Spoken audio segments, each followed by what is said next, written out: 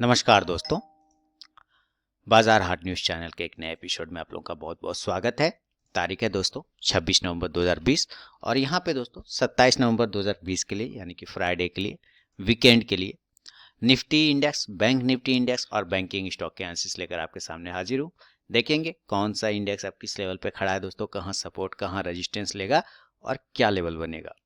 सबसे पहले आपका फीडबैक चाहूँगा। कल मैंने जो कहा था कि देखिए मार्केट में जब एक तेज दौड़ होती है, तेज रनिंग होती है, उसके बाद कहीं ना कहीं मार्केट सस्टेन करता है और हिस्ट्री को रिपीट करता है। जैसे मैंने इसका एग्जांपल दिया था कि मार्केट इतना ऊपर गया, फिर एक बड़ी कैंडल बनाई और फिर उसके बाद एक कैंडल पॉजिटिव।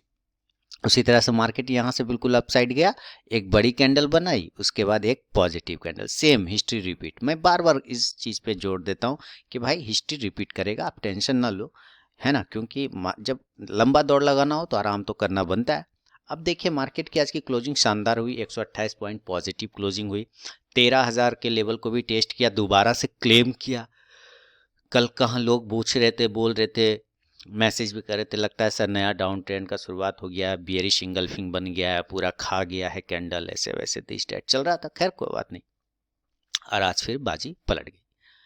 अब देखिए कल क्या हो सकता है वापस से। कल हम लोग देखेंगे, फ्राइडे है आज की। सबसे पहले तो आप इसका 12,800, आपको ये चीजें हमेशा याद रखना है कि 12,800 एट फर्स्ट है, सेकेंड है 12,600, ठीक है। अगर पोजीशन काटने का नौबत भी आता है तो 12,600 के नीचे कटेगा। समझ रहे हैं मेरी बात।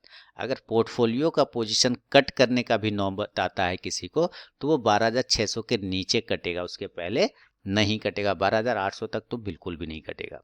12,800, 12,700 इसमें कोई प्रॉब्लम नहीं है।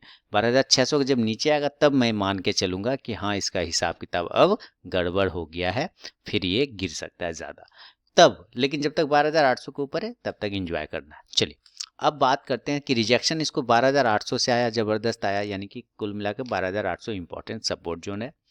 अब हाई लगाया है 13,800 का, क्लोजिंग क्या है 12,990 के आसपास में, 87 है तो 90।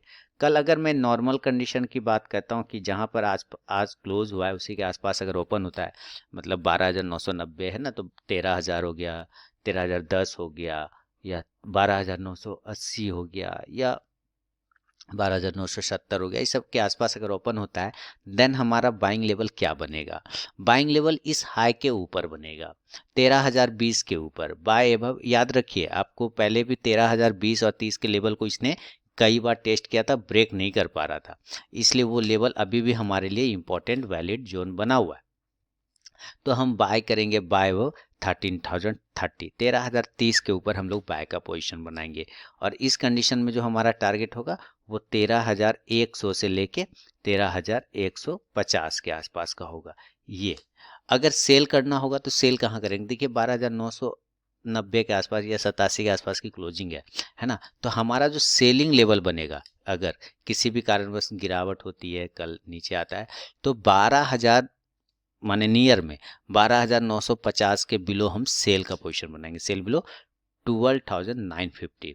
और इसका जो टारगेट आएगा नीचे के लेवल में, हमारा टारगेट वो 12,900, पहला 12,900 और उसके बाद 12,850, ये टारगेट होगा। क्लियर है। अभी ये चीज़ें एक नॉर्मल कंडीशन पे मैंने आपको समझाने की कोशिश किया कि निफ्टी अभी पॉजिटिव मूवमेंट में, जब तक राइड कर रहा है राइड कीजिए। अगर गैप अप और गैप डाउन ओपन होता है तो फिर क्या करेंगे वो भी समझना है हम लोगों को। चलिए गैप अप क्या हो सकता है, ये जो कैंडल हाई लगा है ना, यही तो हमारा लास्ट पॉइंट है, हमारा यही तो पॉइंट है। अब इम्पोर्टेंट रेजिस्टेंस हमारा वही बनेगा। तो ये हाई कितना आ रहा है इसको देख लेते हैं। हाई है 13,145 के आसपास, यानी अगर मैं बात करूं तो 13,150 ले सकते हैं, है कि नहीं, 13,150 लेके चल सकते हैं। तो मैं गैप अप कंडीशन 13,150 मानूंगा। तो मैं यहाँ पे लिखता हूँ गैप अप कंडीशन कि 13,150 के आसपास अगर ओपनिंग होता है कल गैप अप, तो फिर हमारा सिनेरियो, हमारा लेवल क्या बनेगा, गैप अप लेवल 13,150, 13,150। अब इस कंडीशन में अगर यहाँ पे ओपन होता है तो फिर मैंने आपको जो याद किया कीजिए, जो मैंने पिछले बार कहा था कि जब भी कोई नया हाई लगता है, जब भी कोई नया जोन आता है, तो वो एक सपोर्ट भी बनता है और रेजिस्टेंस भी क्रिएट होता है। तो ये एक नया हाई होगा 13,150 के पास में, चूंकि उसी के आसपास है, तो वो पहले रजिस्टेंस बना चुका है अपने आप को। तो हमारे लिए इस रजिस्टेंस के पास तो खरीदना मुश्किल है, इस रजिस्टेंस के ऊपर खरीदना आसान है। तो 13,170 के ऊपर बाय करेंगे, बाय वक्त 13,170 और टारगेट 13,220 से लेके 13,250 के आसपास का मिलेगा आपको टारगेट। लेकिन अगर सेल की बात करें, अगर ये नीचे आ जाता है तो हम सेल साइड चले जाएंगे, फिर हमारा सेल का लेवल चेंज होगा। और सेल कौन से लेवल पे हम लोग करेंगे, अगर ये 13,150 के पास ओपन होता है गैप अप, तो सेल हम लोग करेंगे 13,100 के नीचे, सेल बिलो 13,100। और इस कंडीशन में अगर हम टारगेट की बात करें तो 13,050 से लेके इम्पोर्टेंट सपोर्ट जोन 13,000 वाला, ये हमारा गैप अप कंडीशन में बाय और सेल की बात होगी। अगर ये लेवल नहीं आ पाता, गैप अप ओपन नहीं हो पाता, गैप डाउन होता है, तो फिर हमारा चेंज हो जाएगा। तो गैप डाउन अभी 12,987 पे ना, तो 12,800 एक इम्पॉर्टेंट सपोर्ट है और उसके पहले 12,850 है। तो मैं ये 12,800 का ही मान के चलूंगा कि अगर इसको गैप डाउन ओपन होना होगा, गैप डाउन, तो 12,800 के आसपास में फिलहाल ओपन गैप डाउन होने के चांस हो सकते हैं। अगर होना होगा, पॉसिबिलिटी कुछ भी हो सकता है, नहीं भी हो सकता है, तो मैं मान के चल रहा हूँ कि 12,800 के पास गैप डाउन ओपन होगा।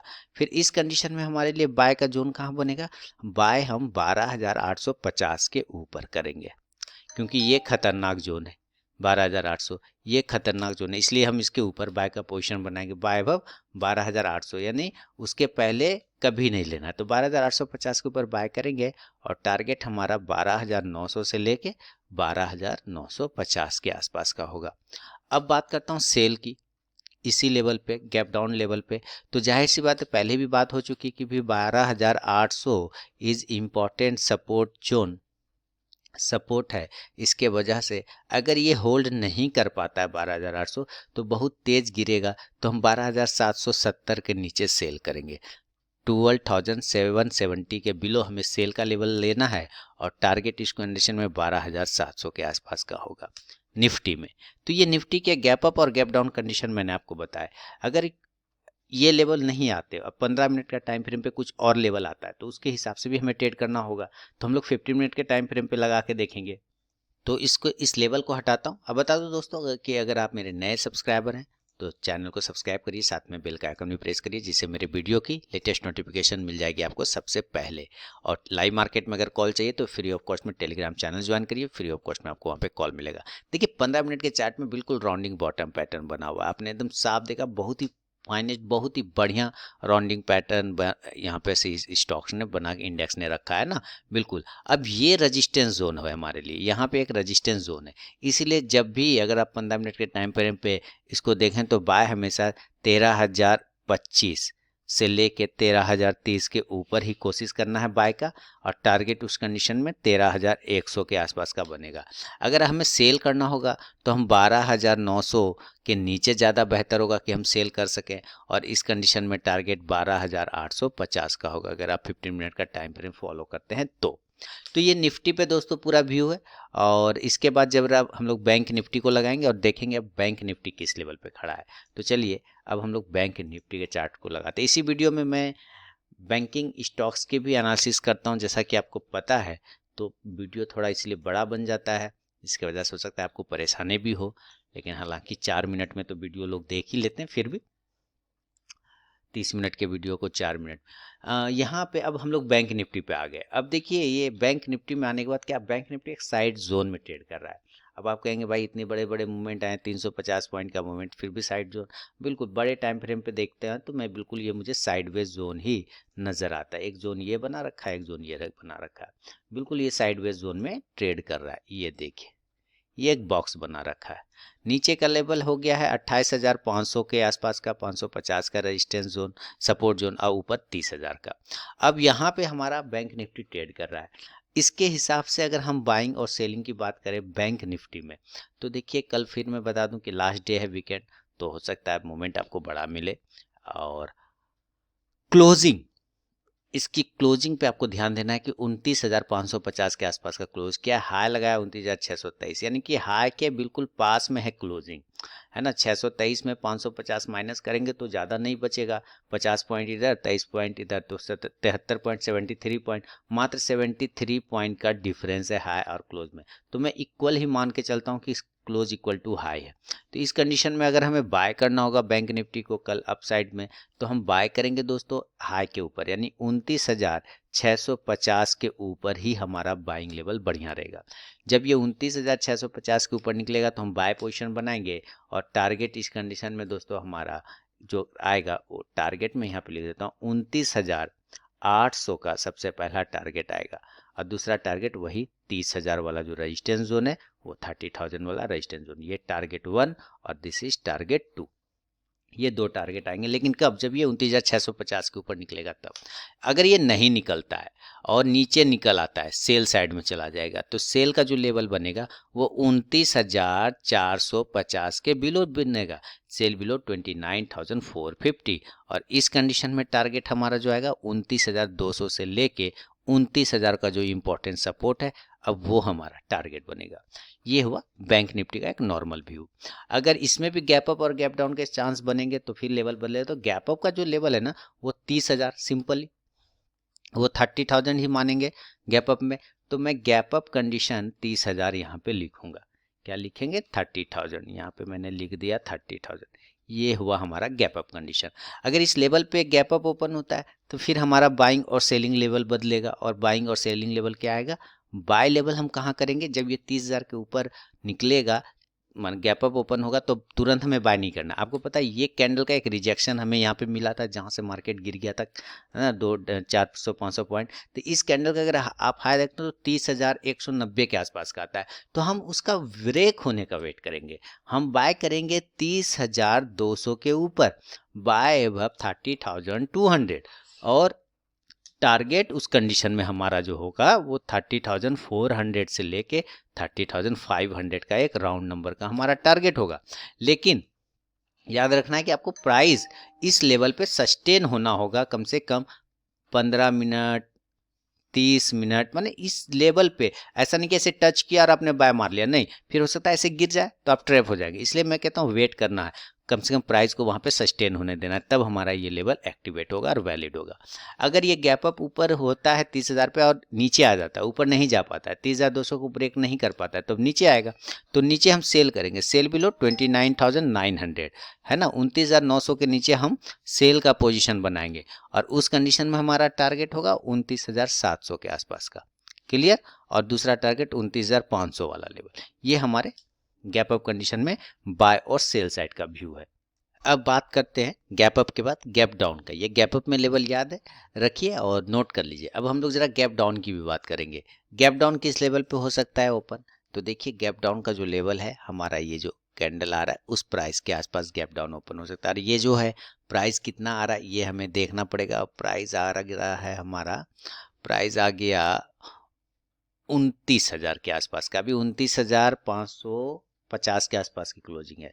तो अब जो इम्पोर्टेंट सपोर्ट है वो 29,000 का बन गया। तो हमारा गैप अप ओपनिंग तो बता दिया। गैप डाउन ओपनिंग की बात करेंगे, अगर हम गैप डाउन की बात करते हैं तो हमारा गैप डाउन 29,000 के आसपास में बन सकता है। ये हमारा गैप डाउन लेवल होगा।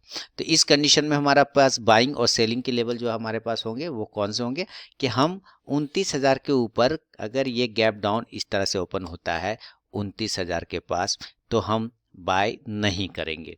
अब बाय नहीं करेंगे तो कहाँ बाय करेंगे? हम बाय करेंगे 29,100 के ऊपर। This is by level. ये हमारा बाय का लेवल है, 29,100 के ऊपर बाय करेंगे। टारगेट इस कंडीशन में 29,300 से लेके 29,500 का टारगेट होगा, 29,500 का। अगर सेल साइड में जाना होगा, अगर ये गैप डाउन ओपन होता है और नीचे ही गिर जाता है, नहीं होल्ड कर पाता है, तो हम सेल करेंगे। आज का लो प्राइस है 28,920 के आसपास का, यानी कि ठीक 29,000 के नीचे का है। तो हम सेल करेंगे 28,900 के बिलो। सेल बिलो कहाँ? 28,900। 29,000 पे गैप डाउन ओपन होगा, वहां से 100 पॉइंट जब नीचे आएगा तब ये लेवल देखने को मिलेगा 28,900। इसके नीचे सेल करेंगे और हमारा टारगेट 28,700 के आसपास का देखने को मिल सकता है। तो ये बैंक निफ्टी में दोस्तों गैप अप गैप डाउन और निफ्टी में गैप अप गैप डाउन और नॉर्मल कंडीशन सब मैंने आपको बता दिए। फीडबैक देना बिल्कुल ना भूलिए। अब चलिए जरा हम लोग बैंकिंग स्टॉक्स को भी देख लेते हैं कि कौन सा बैंकिंग स्टॉक्स किस लेवल पे खड़ा है, कहाँ सपोर्ट है, कहाँ रेजिस्टेंस है। तो दोस्तों अब आ गया बैंकिंग स्टॉक्स के पास और देखेंगे बैंकिंग स्टॉक्स का पूरा चार्ट लगा के। सबसे पहले एक्सिस बैंक को देखना पसंद करेंगे। अब देखिए एक्सिस बैंक यहीं पर होल्ड कर गया अपना इंपॉर्टेंट, लेकिन एक लेवल लगा रखा है इसने 640 रुपये का एक रेंज बना रखा है। हमारे लिए बेहतर होगा जब हम 640 के ऊपर ही पोजीशन बनाएंगे, तभी बढ़िया रहेगा, सेफ रहेगा। 660 से लेके 700 तक का एक टारगेट दिखा सकता है आपको axis bank. Bank of Baroda अच्छा ब्रेकआउट मिला, बढ़िया ब्रेकआउट मिला 50 के ऊपर। मैं कितनी बार आप लोगों को बोलता रहा कि भाई 50 के ऊपर क्लोज करेगा 55 का टारगेट, और 44 के ऊपर क्लोज करेगा तो 50 का टारगेट। उसके बाद देखिए ये 44 के ऊपर यहाँ क्लोज किया, उसके बाद जो है 50 का टारगेट दिया। 50 के बाद 54 के टारगेट के लिए हम होल्ड कर सकते हैं बैंक ऑफ बड़ौदा को। Bank of India same condition में बार बार कहता रहा 44 के ऊपर जब तक क्लोज नहीं करे पोजीशन नहीं लेना है। अभी भी क्लोजिंग 44 के ऊपर ही है, बेहतर जगह पे, कोई उसमें परेशानी वाली खास नहीं है। लेकिन एक 45 का छोटा सा जोन है, अगर वो भी ब्रेक हो जाए उसके ऊपर तो मजा आएगा, फिर 50 का टारगेट भी दिखा सकता है।